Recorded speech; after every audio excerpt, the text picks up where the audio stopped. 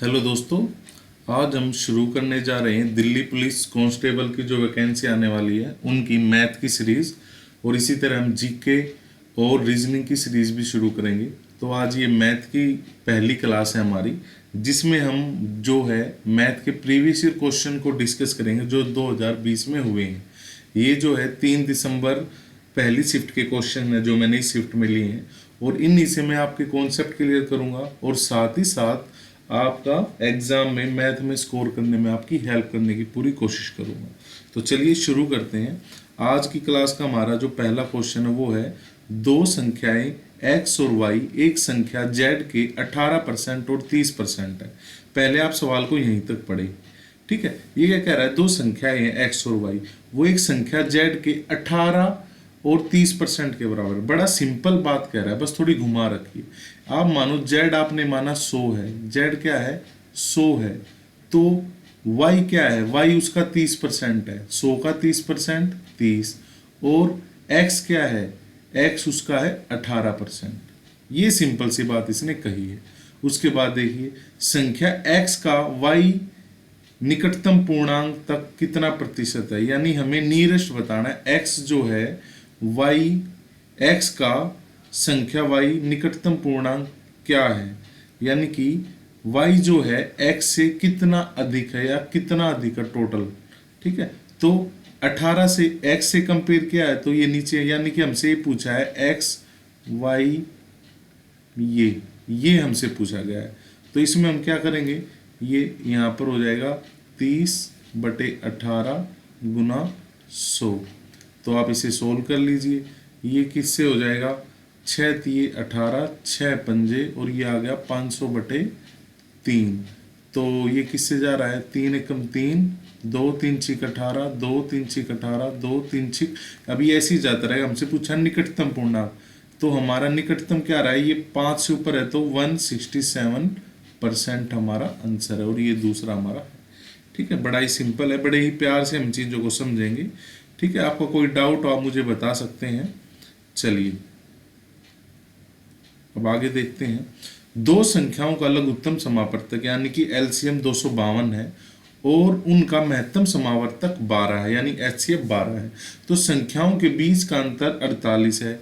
तब संख्या का योग क्या है, तब संख्या का योग क्या है। देखो मैं आपको एक बात बता दूं, एल बी बराबर क्या होता है, एलसीएम मल्टीप्लाई बाई एचसीएफ। ये बराबर बात होती है, क्या होता है, ये इक्वल होता है। तो हमें ये सब दे रखा है, तो इसके लिए हम क्या करेंगे, एलसीएम और एचसीएफ को भाग देंगे तो हमारे पास a मल्टीप्लाई बी आ जाएगा। क्या आ जाएगा, a मल्टीप्लाई बी। अब एलसीएम क्या है हमारा, एलसीएम है 252 और एचसीएफ क्या है हमारा 12। तो ये 12 19 और 12 एकम 12, यानी कि 21। a मल्टीप्लाई बी क्या आ गया 21, क्या आ गया 21। अब आप इसको देख सकते हैं कि ये कौन सा जोड़ा बनता है, ऐसा सह अभाज्य संख्या। आपको पता है ना, ए और बी सह अभाज्य संख्या, ये एक टेबल से नहीं कट रही। तो इसका होगा 7 गुना 3 या 3 गुना 7, 3 सत्ते 21। ये हमारा है। अब इन्होंने क्या पूछा, तब संख्याओं का योग क्या होगा, तो 7।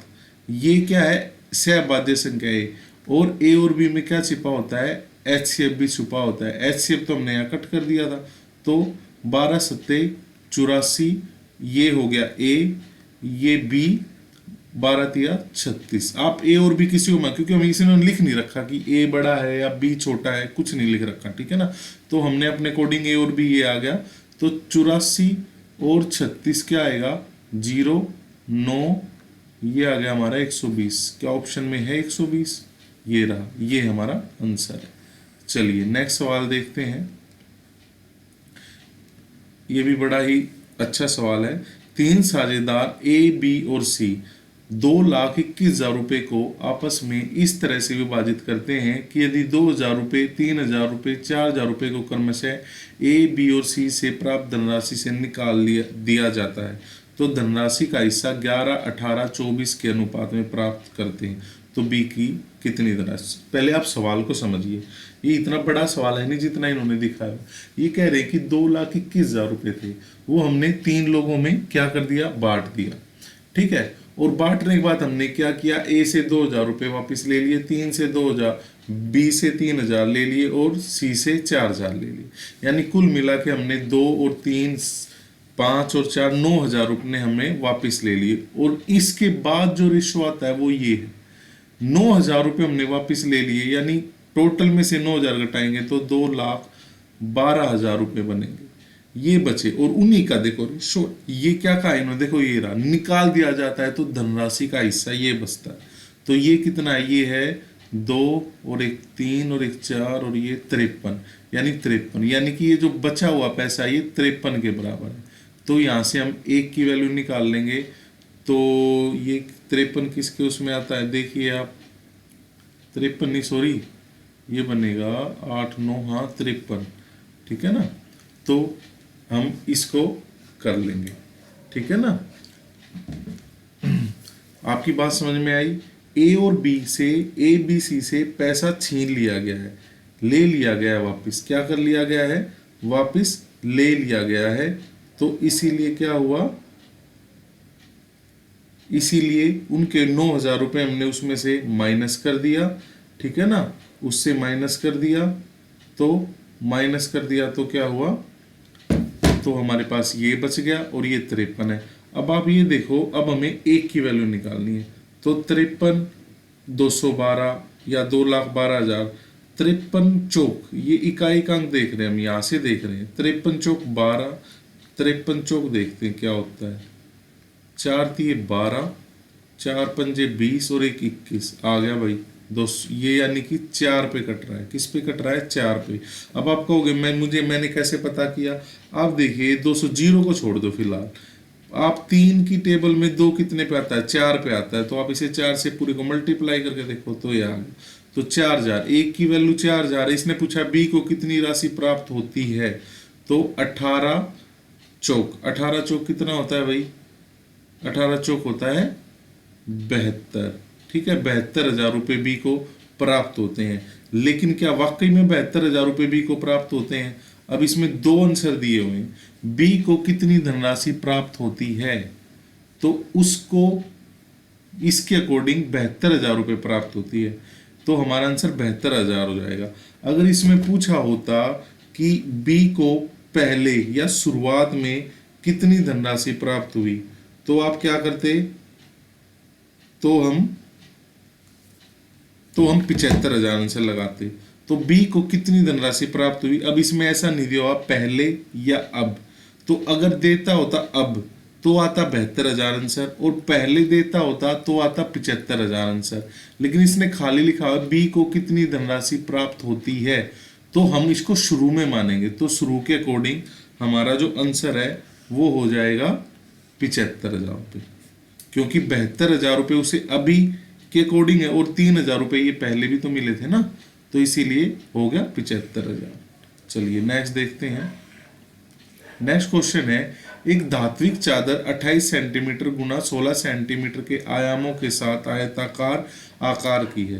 पहले अब यहाँ तक सवाल को देखो, एक चादर ऐसे ही आयताकार में, किसमें है, आयताकार में, इस तरह से, ठीक है ना, उसमें क्या है वो 28, यानी कि ये 28 मान लो, ये 16 मान लो, ये भी 16 हो गया, ये भी 28 हो गया ना। तो प्रत्येक कोने से एक वर्ग काटा जाता है, हर कोने से एक स्क्वायर काट दिया जाता है, ये ऐसे स्क्वायर उसने काट दिया, ठीक है, ताकि एक खुला बॉक्स बनाया जाए, यानी कि इसको बंद करेंगे। डिब्बा बनाना देखा है कभी, कोई भी डिब्बा होता है तो क्या होता है, एक तरह से ये मान लो ये स्क्वायर काट के ये यहाँ तक डिब्बा की जगह आयतन बनेगा उसके अंदर का, और इसको बंद कर देंगे, यानी कि ये जो है ये क्या बन जाएगी, ये उसकी ऊंचाई बन जाएगी, ये इतनी। चलो आगे, यदि वृत्त की लंबाई 3 सेंटीमीटर है, यानी इसकी भुजा 3 है, यानी अब ये क्या बनेगा, अब आप देखिए, ये जो इस 3 वर्ग है, यानी कि इतना डिब्बा हम मोड़ देंगे इसको, इतना डिब्बा हम इसको मोड़ देंगे, तो मोड़ेंगे, फोल्ड करेंगे, तो ये 3 क्या है, ऊंचाई बन जाएगी। तो ये बॉक्स का आयतन पूछ रहे हैं, तो ये क्या बन जाएगा, एक घनाभ बन जाएगा। क्या बन जाएगा, एक घनाभ। और घनाभ का आयतन क्या होता है, इन बॉक्स का आयतन यानी घनाभ का आयतन होता है एल बी एच। एल हमारे पास 28 है। आप इसको 28 नहीं मान सकते, क्योंकि 3 यहां से निकाल लिया, 3 यहां से निकाल लिया, यानी कि 6 निकल गया, ये तो ऊपर खड़ा हो जाएगा, तो ये हमारे पास बचा बस। तो 3 और 3 6, यानी कि एल बचा हमारे पास 22। और बी, बी क्या बचा हमारे पास, देखो 3 यहां से भी निकला है, 3 यहां से भी निकला है, तो 3 और 3 6, बी बचा हमारे पास 10। और ऊंचाई हमने देख ली थी कितनी आएगी, 3। तो ये आ गया 3 दूनी 6, 3 दूनी 6, 660 सेंटीमीटर घन। ठीक है, तो ये हमारा आंसर है। बड़ा ही आसान सवाल है। चलिए नेक्स्ट देखते हैं।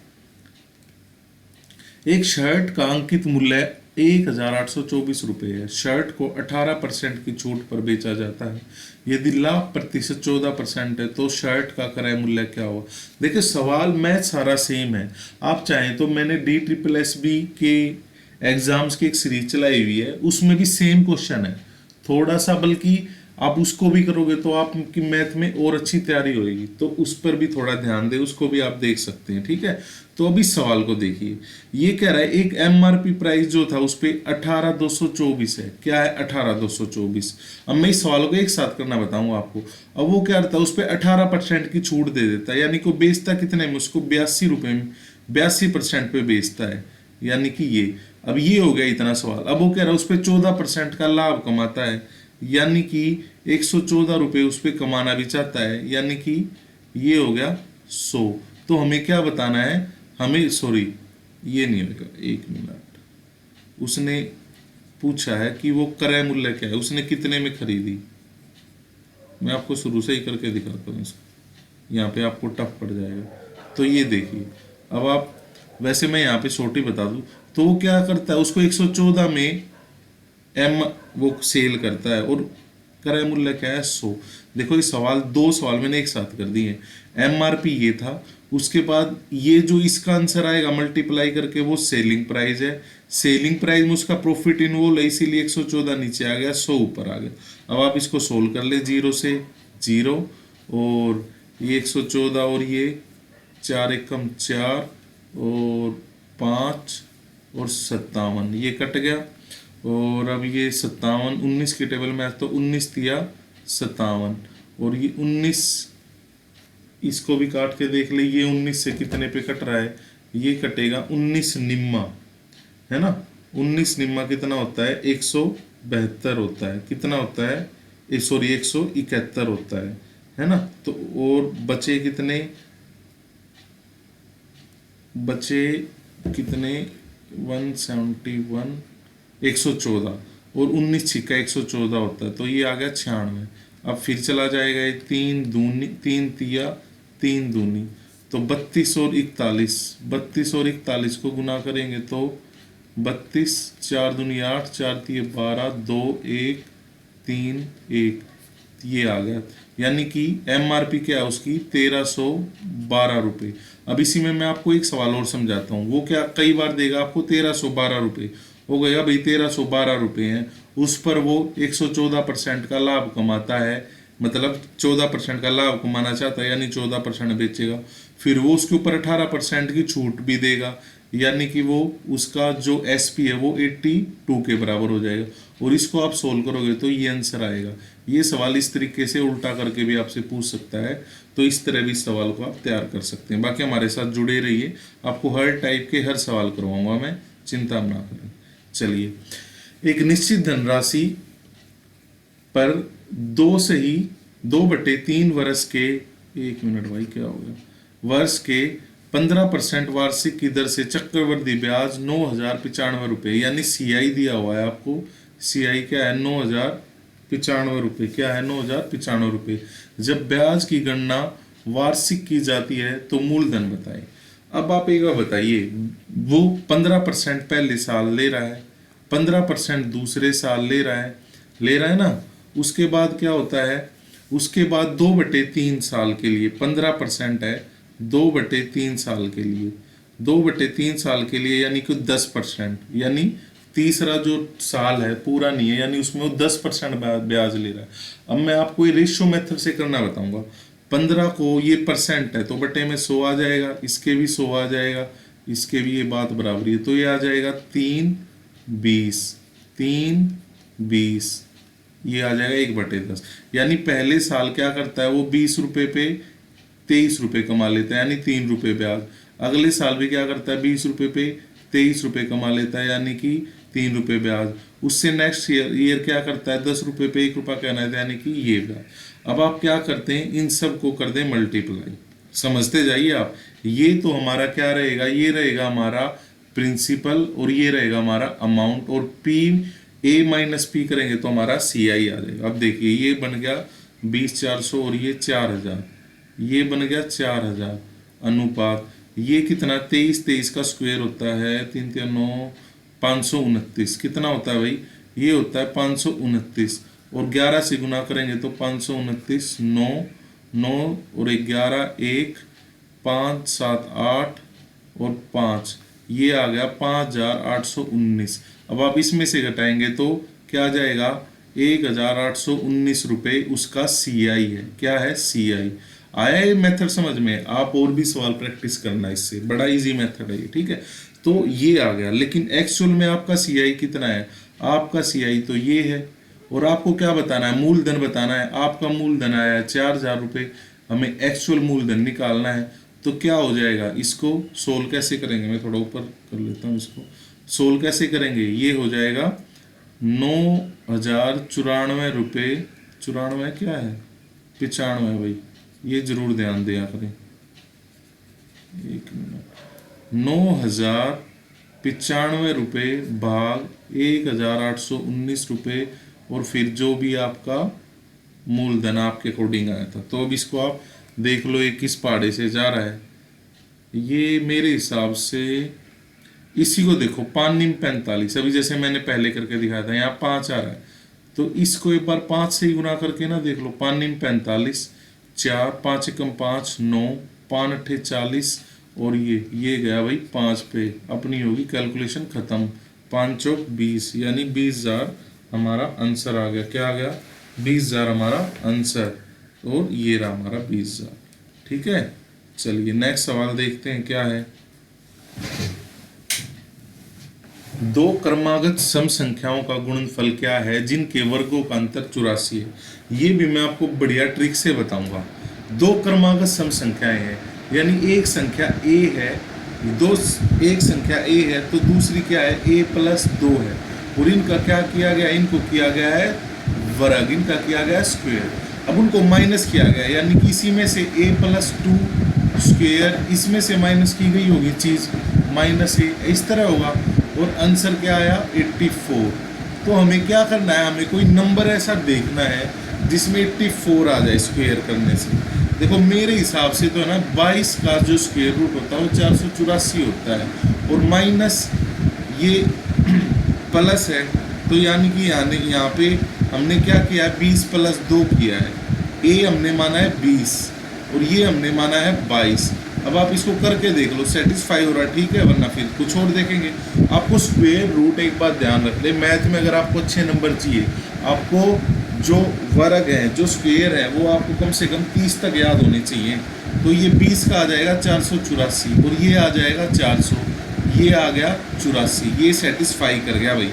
इन्होंने पूछा है जिनके वर्गों का, तो करा समझा गुणनफल पूछा है, तो 22 और 20, तो ये आ जाएगा 440, ये हमारा आंसर है। उम्मीद करता हूँ आपको समझ आई। ये हिट एंड ट्रायल मेथड कहते हैं इसको, क्या कहते हैं, हिट एंड ट्रायल मेथड। चलिए नेक्स्ट क्वेश्चन देखते हैं क्या है। एक निश्चित राशि 4 वर्षों के लिए 5% वर्ष पर, अगले 8 वर्षों के लिए 4% प्रति वर्ष पर, और 12 वर्ष के बाद 7 प्रति वर्ष के आधार पर दी जाती है। पहले यहाँ तक समझो, एक अमाउंट है फिक्स अमाउंट, उसको एक पता नहीं कितने साल के लिए दिया गया, लेकिन उसकी कंडीशन है अगर आप 4 साल के लिए लेंगे तो 5% ब्याज लेंगे, और 4 से ज़्यादा लोगे अगले 8 साल तक, यानी कि 4 और 8 12 साल तक, वो जो 8 साल है 4 से आगे 5 6 7 8 9 10, वहाँ पे 4%, यानी कि मैं आपको बताता हूँ 4 साल 5%, यानी कि 20% ब्याज। उसके बाद उसके बाद 8 साल गुना में 4%, यानी कि 4 अट्ठे 32% ब्याज।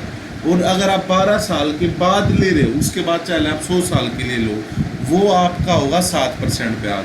तो यदि 15 वर्षों की अवधि के लिए साधारण ब्याज ₹100 तो राशि क्या होगी? अब 15 वर्ष यानी ये देखो 8 और 4 12 तो हमने गिन लिए, तो बचे 3 साल। 3 साल पे क्या है 7, 3 सत्ते 21। टोटल ब्याज हमारा कितना हो गया 33 और ये 73। टोटल ब्याज हो गया हमारा 73%।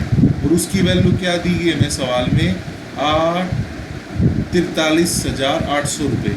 अब इसको आप देखिए, अब फिर वही बात 3 के पहाड़े में कितने पे आता है 8, 3 अट्ठे ये आता है 6 पे, तो 73 छिक करके देखना, 3 छिक 18, 6 सत्ते 42, 43, ये कट गया भाई 6 पे, यानी कि 600। 1% की वैल्यू 600, 100% की वैल्यू 60,000। पहला ही हमारा आंसर है। बड़ी आसान मैथ आता है, आप थोड़ा सा ध्यान देंगे, थोड़ी सी प्रैक्टिस करेंगे तो बिल्कुल ओके मामला हो जाएगा। चलिए एक देखिए भाई सवाल, किसी प्रायोगिक क्षेत्र में एक निश्चित जीवाणु की संख्या पहले वर्ष 10% बढ़ी, दूसरे वर्ष 8% बढ़ी, तीसरे वर्ष 10% घट गई।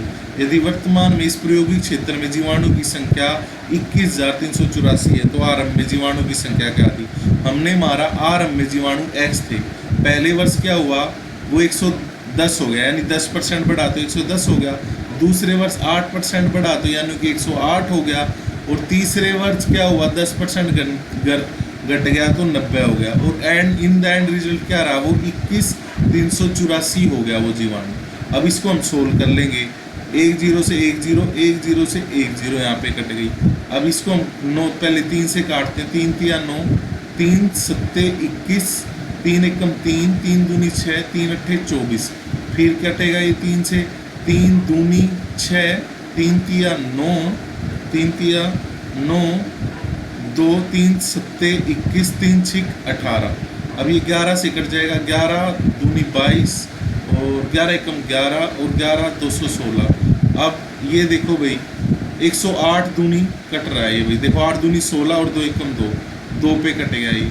बचा ये क्या 100 और 100 वहाँ चले जाएगा, 10,000, 10,000 गुना 2 20,000, यानी शुरू में उस जीवाणु की संख्या क्या थी 20,000 थी। ऑप्शन में है ये रहा 20,000, यही हमारा आंसर है।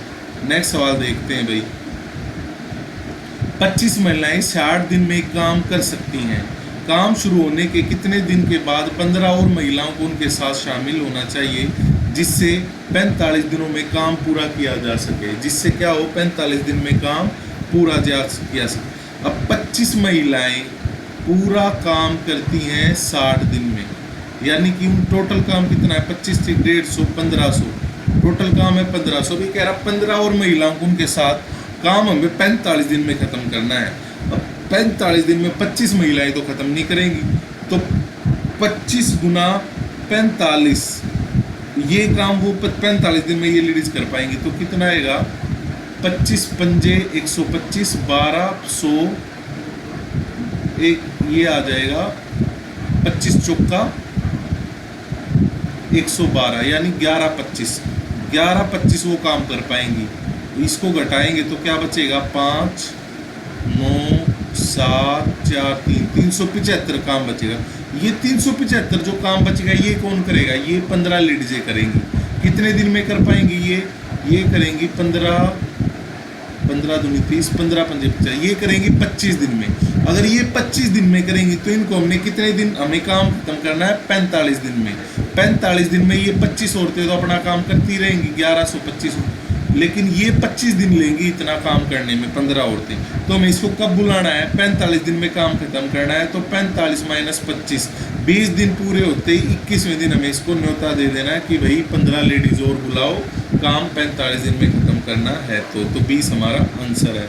बड़ा ही आसान है, उम्मीद हो आपको अगर आपको समझना है तो थोड़ा वीडियो को 1-2 बार देखें, अगर आप कहोगे तो हम डिटेल में भी करवा देंगे। ठीक है, ये सवाल है, ये बड़ा ही अच्छा और थोड़ा सा लेंथी सवाल है, टाइम कंज्यूमिंग सवाल है। तो आइए देखते हैं। एक आयत का विकर्ण ये है 31 रूट सेंटीमीटर और इसका क्षेत्रफल ये है। तो आयत का परिमाप बताना है, तो इसमें बाकायदा 3 सूत्र यूज होंगे भाई। क्या होंगे? इसमें 3 सूत्र यूज होंगे। आयत का विकर्ण क्या होता है? विकर्ण आयत का जो विकर्ण होता है ना वो होता है L square plus B square और इसका पूरे का रूट, इसका पूरे का रूट, ठीक है ना। और दूसरा क्या है,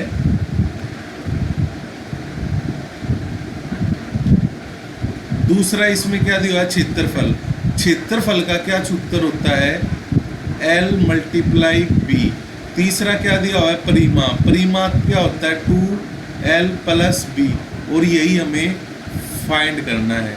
इसको हम करेंगे ए स्क्वेयर बी स्क्वेयर वाले फॉर्मूले से, और वहाँ तक हमें आना है। हमें ये दिया हुआ है भाई, L square plus B square root, ये हमें दिया हुआ है 31। क्यों ना हम इसका ये रूट हटा दें और इस पूरे का स्क्वायर कर दें, इसका स्क्वायर कर दें, तो क्या आ जाएगा, L square plus B square equal 31, है ना। ये आ गया हमारा। और इसको लिए इसको भी खोलना पड़ेगा। इसको खोलेंगे तो क्या आएगा हमारा, इसको अगर हम खोलेंगे तो हमारा आ जाएगा एल स्क्वायर प्लस में B square plus 2lb equal 31। अब 2lb, lb हमें दिया हुआ है क्षेत्रफल, नोट करें lb हमें 25 दिया हुआ है, तो 2lb की हम वैल्यू रखेंगे तो 25 दूनी 50, ये हो गया 50, ये हो गया 50, है ना। ये माइनस है भाई, ए, ये फॉर्मूला लगा यहाँ पे, a plus B square minus 2ab, तो ये आ गया 50। L square plus B square, ये 50 माइनस का उधर जाएगा 31 में, तो ये कितना हो जाएगा, ये हो जाएगा 81। L square plus B square बराबर 81, क्या आ गया, बराबर आ गया 81। अब एल स्क्वेयर बी स्क्वेयर 81 है, यानी कि इस पूरे का होल्स ये 81 है, तो इसका हम रूट कर देंगे तो क्या आ जाएगा, एल प्लस बी आ जाएगा हमारे पास 9, एल प्लस बी हमारे पास आ जाएगा। और हमें क्या पता करना है, हमें करना है 2l प्लस बी, तो 2 और 9, 9 दूनी 18 हमारा क्या है, परिमाप है इसका। ये थोड़ा सा टफ पड़ा होगा आपको, एक दो बार देखना, वरना आगे फिर रिपीट होंगे क्वेश्चन, आप धीरे धीरे इसको समझ जाएंगे। चलिए भाई नेक्स्ट क्वेश्चन देखते हैं। एक कक्षा के दो बैच ए और बी हैं। ए बैच ये 44 छात्र है, बी में 56 छात्र है। अगर बैच ए का औसत 43 है, बी का 39 है, तो पूरी कक्षा को औसत बताना है। बहुत ही आसान तरीका बताऊंगा आपको इसका। ए और बी है, सपोज करो ए और बी क्लास है, अनुपात मान लेते हैं। ये 44 बच्चे हैं, ये 56 बच्चे हैं, तो इसको सिंप्लीफाई करेंगे तो ये आ जाएगा 11 अनुपात ए और 4, 4 से काट लिया। ये वाले इसका एल क्या है, वो एवरेज 43 है, इसका एवरेज क्या है 39 है। हमें निकालना है इन दोनों का एवरेज। एक तो तरीका आपके पास क्या है, इन दोनों को गुणा करो, इनको गुणा करो और उनको प्लस करो और उसको इससे भाग करो। वो चीज़ आप यहाँ भी कर सकते थे, ठीक है। हम ऐसा नहीं करेंगे, हम इनमें से कोई भी एक मान लेंगे। मैं छोटे माला मानो पूरी क्लास का 39 है एवरेज, लेकिन इस पूरी क्लास का 39 है, लेकिन यहाँ पे तो 4 ज़्यादा है।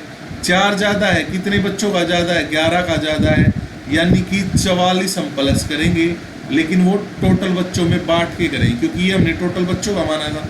तो आप 25 और इसको गुणा भाग करोगे तो क्या आएगा, 25 एकम 25, 25 एकम 25, 4 30 19, 190, 190, 25 सत्ते 175, तो 25 सत्ते 175, 5 ये 1.7 आ गया। आप यहीं पे देखो 39, 40.7, 40.7 के आसपास कोई आंसर है, पहले वाला है, बस पहले वाला ही है, और यही हमारा आंसर है, यानी आगे वो 6 पर जाता है, तो ये हमारा आंसर है भाई, है ना, सिंपल सा।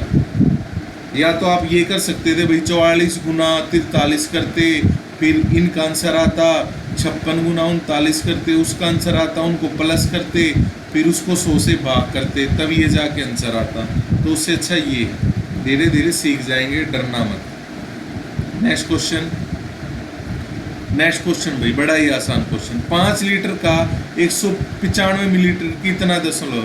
5 लीटर को पहले तो ml में बदलो, ml में बदलोगे तो 5000 ml बनेगा।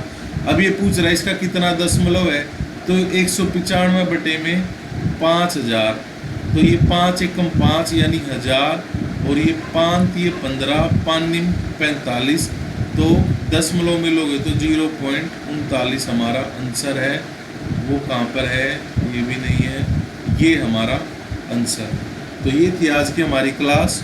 उम्मीद है आप लोगों को समझ आई होगी। कुछ डाउट हो तो कुछ हो ज़रूर पूछें, शेयर करें, सब्सक्राइब करें, लाइक करें। Thank you for watching. जय हिंद, जय भारत।